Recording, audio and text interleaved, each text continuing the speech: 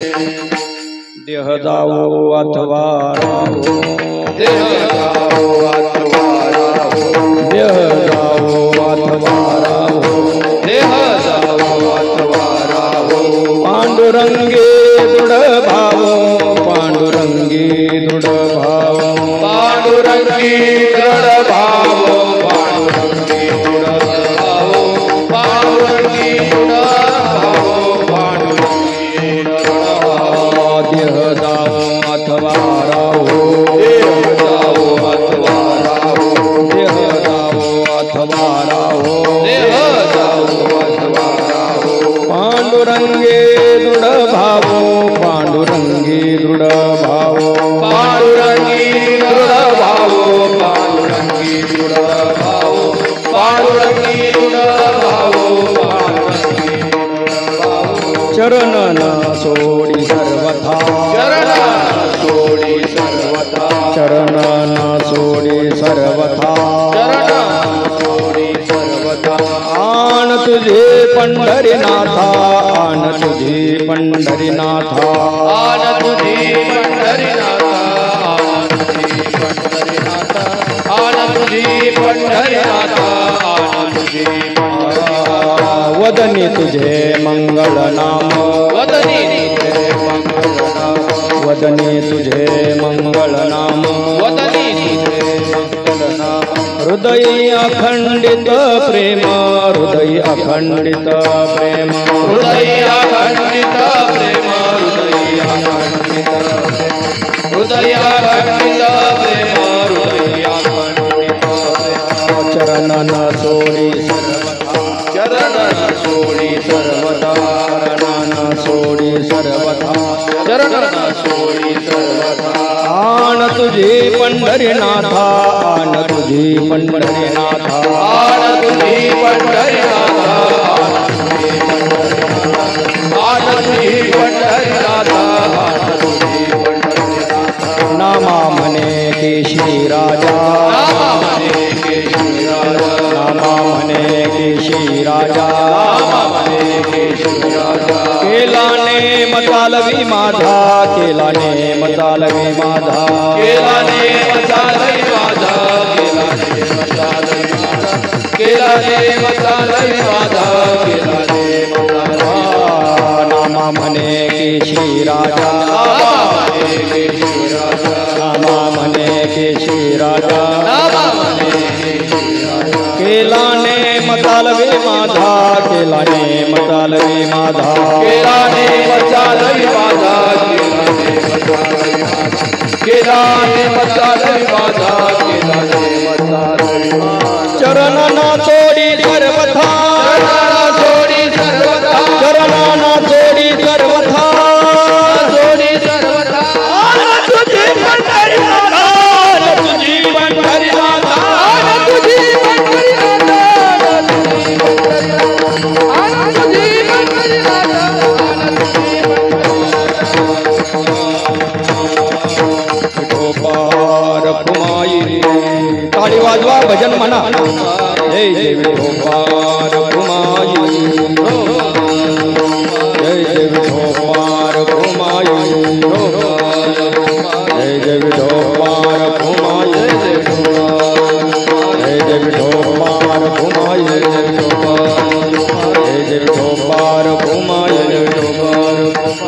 विठोबार कुमाई, टाळे टाळी, विठोबार कुमाई, विठोबार कुमाई, विठोबार कुमाई, विठोबार कुमाई, विठोबार कुमाई, विठोबार कुमाई, विठोबार कुमाई, विठोबार कुमाई, विठोबार कुमाई, विठोबार कुमाई, विठोबार कुमाई, विठोबार कुमाई, विठोबार कुमाई, विठोबार कुमाई, विठोबार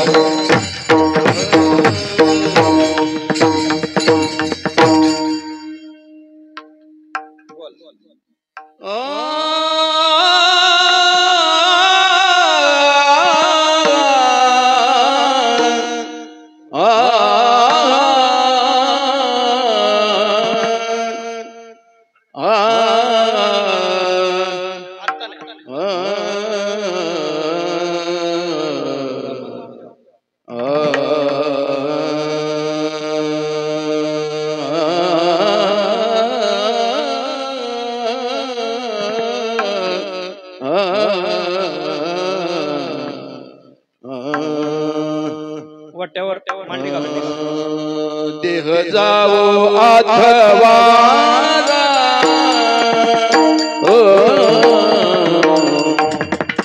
देह जावो अथवा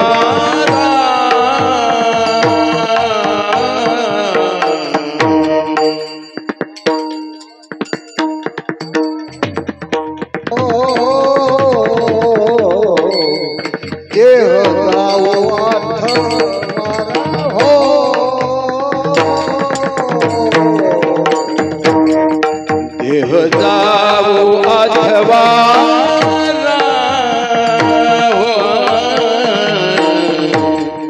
देह जावो अथवा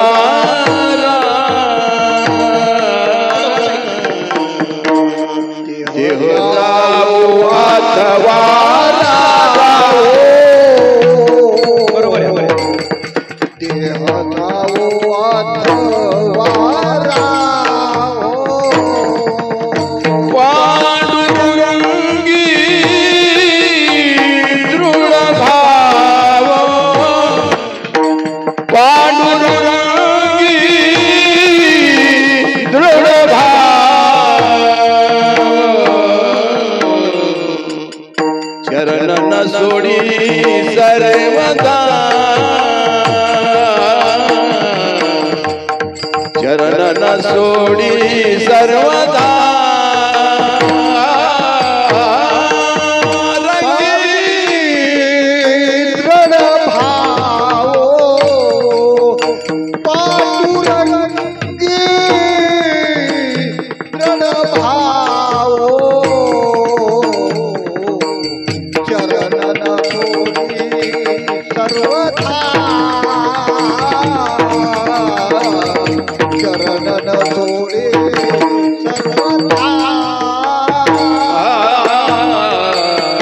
देह जावो अथवा राहो देह जावो अथवा राहो देह जावो अथवा राहो देह जावो अथवा राहो देह जावो अथवा राहो देह जावो अथवा राहो पांडुरंगी दृढ भाव पांडुरंगी दृढ भाव चरण न सोडी सर्वदा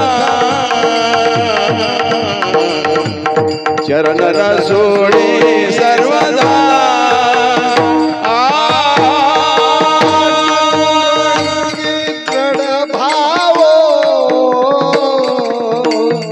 पांडुरंगी दृढ भाव चरण न सोडी सर्वथा